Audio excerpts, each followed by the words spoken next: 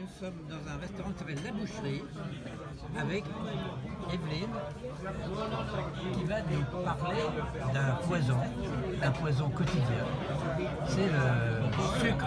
Le sucre. Alors, et précisément, vous voyez, Aujourd'hui, oui. aujourd'hui il y a ça, dans le café il y a du sucre, etc. Moi, je l'ai enlevé. Hein. Alors pourquoi allons-nous parler du sucre en tant que poison?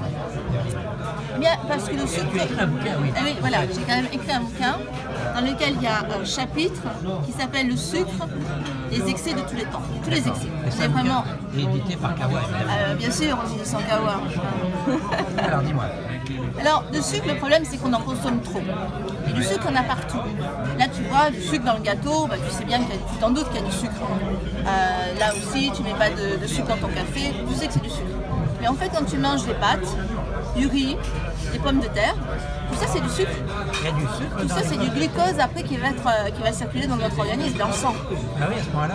À ce point-là, il y en a beaucoup.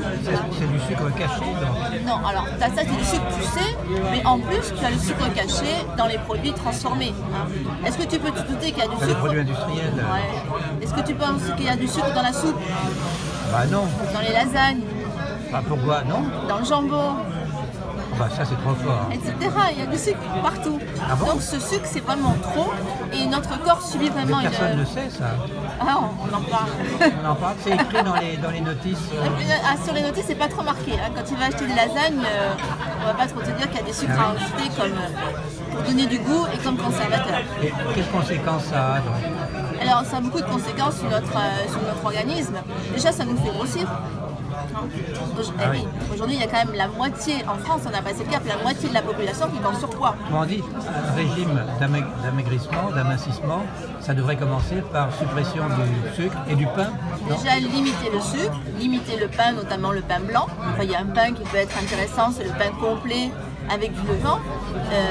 Mais surtout, il faut éviter les produits allégés. Parce que les produits allégés, eux, nous font grossir aussi. Le sucre, c'est quand même bon pour les dentistes. Ah oui, pour les caries, excellent, oui. Oui. Et aujourd'hui, c'est un véritable fléau.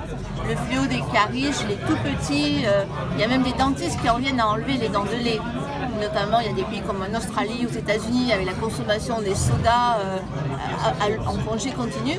C'est vraiment un fléau et en diminuant le sucre, on arrive à diminuer largement, voire supprimer les caries. Et alors, est-ce que le sucre est un raccourcisseur de longévité? Exactement, tout à fait. C'est bien dit là. C'est tout à fait, c'est un facteur de vieillissement.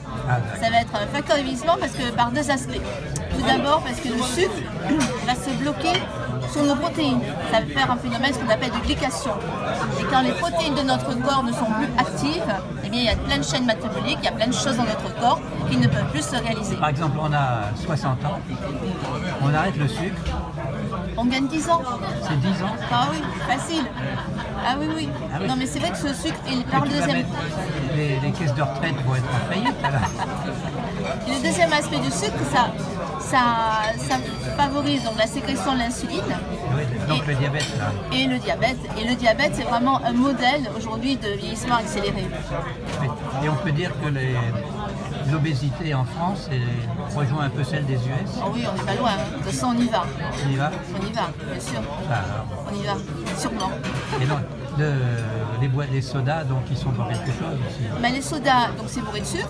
Et alors, ce qui est peu vicieux, c'est que c'est du fructose dedans. Ce fameux sucre qui est tiré du corn. Et ce sucre fructose, il ne fait pas monter la glycémie, mais il va directement au niveau du foie. Et là, ça provoque ce qu'on appelle le foie gras, comme foie d'hépatite. C'est bon le foie gras? Oui, mais pas chez nous. Il faut éviter absolument tous les produits à base de fructose. Pas le fructose du fruit, mais le fructose industriel. Et aussi, tu parles des additifs. Oui. Des additifs dans les produits qu'on achète industriels. Donc. Ah bah oui, alors là c'est un autre. Il y a beaucoup d'additifs, et notamment les édulcorants, tout ce qui est dérivé, tout ce qui est qu'on mettait du sel et du sucre pour compenser le sel, qui compense le sucre. Ah oui, alors ça je te racontais ça, c'est ça que dans les produits industriels il va y avoir du sel, mais pour compenser le goût du sel, on va rajouter du sucre qui va agir aussi comme conservateur, mais aussi il faut savoir qu'au niveau de l'intestin, le sel favorise l'absorption du sucre. D'accord. Donc si on veut diminuer sa consommation de sucre, ou son absorption de sucre, il faut diminuer aussi la consommation du sel.